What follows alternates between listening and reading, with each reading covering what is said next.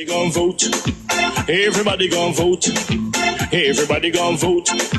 Everybody gon' vote. Comrade! Labor right, them a go down, bong. Them a go down, bong.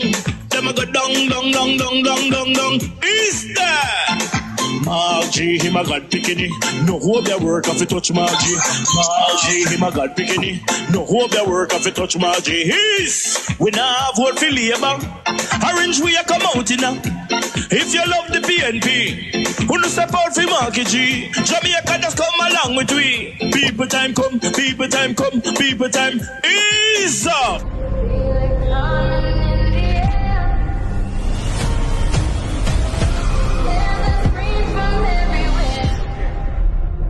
Only thing that's on my mind is who's gonna run this town tonight. Yeah, I say that we are. Pledge your allegiance. Who's gonna run this town tonight? Yeah, I say that we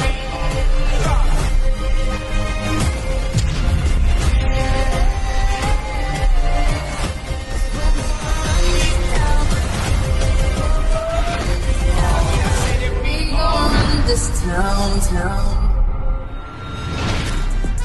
Make the trumpets play. Make the trumpets play. There is absolutely no link at the embassy. Let me debunk that. There is no link at the embassy. I have been receiving these calls from last week. Persons paying $250,000, $300,000. The fact that you go to the embassy and you get that white paper in hand, it means that you are already qualified for the visa. When you go and you go back and you pay the additional $270,000, should the embassy find out, which they normally do, case in point, you go to the embassy on the 6th of May, and on the 21st of May, you receive an email that your visa has been revoked. That is fraud. You don't want that on your file. There is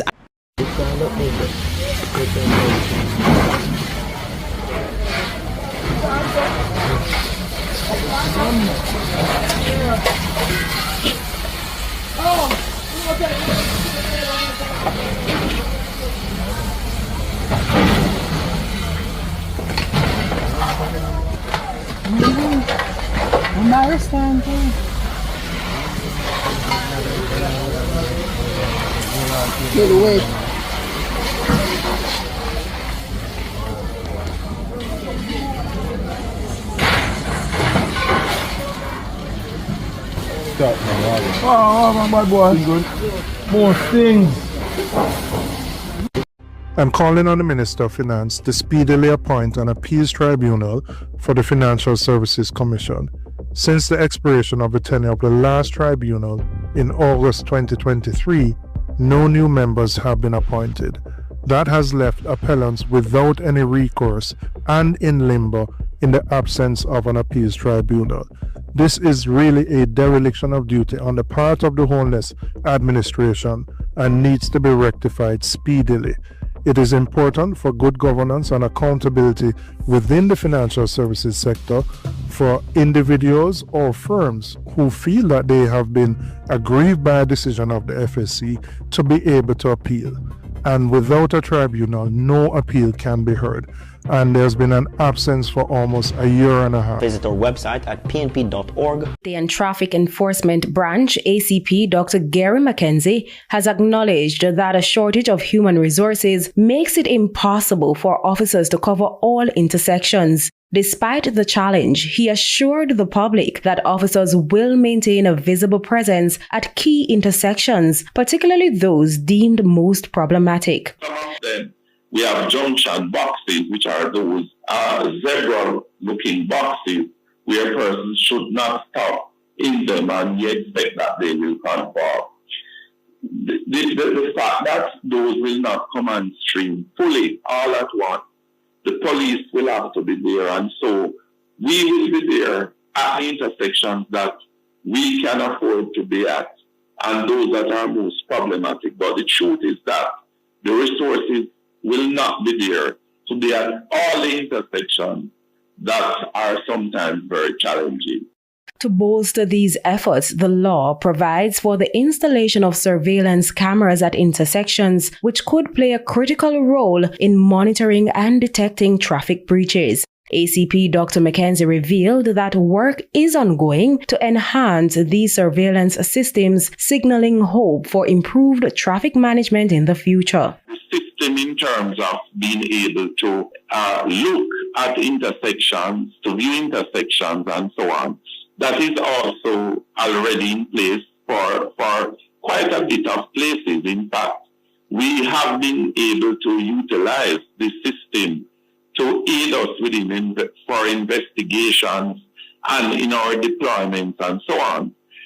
The fact is that we need now to close the system in terms of putting in the processes to be able to prosecute and to inform drivers and owners of motor vehicles that are so detected. Some good news for the National Road Safety Council NRSC. Vice Chairman Dr. Lucian Jones expressed the Council's willingness to collaborate with the Minister of National Security to advance discussions on the surveillance system. We're hoping that we'll make some progress with this.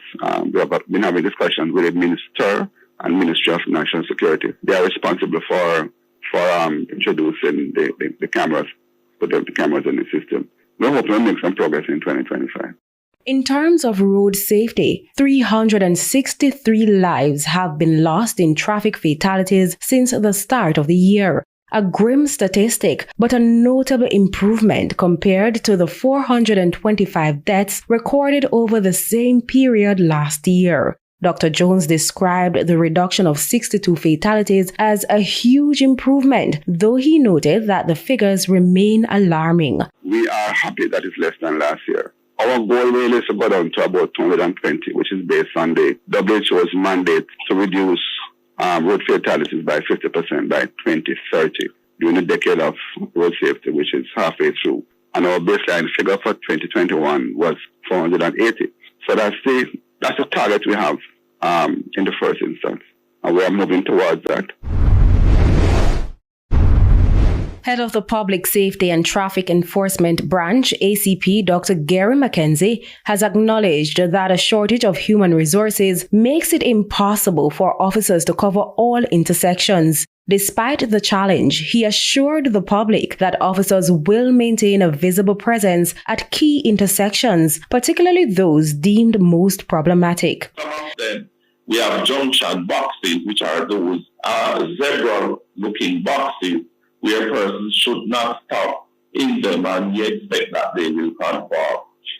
The fact that those will not come on stream fully all at once, the police will have to be there, and so we will be there at the intersections that we can afford to be at and those that are most problematic. But the truth is that the resources will not be there to be at all the intersections that are sometimes very challenging.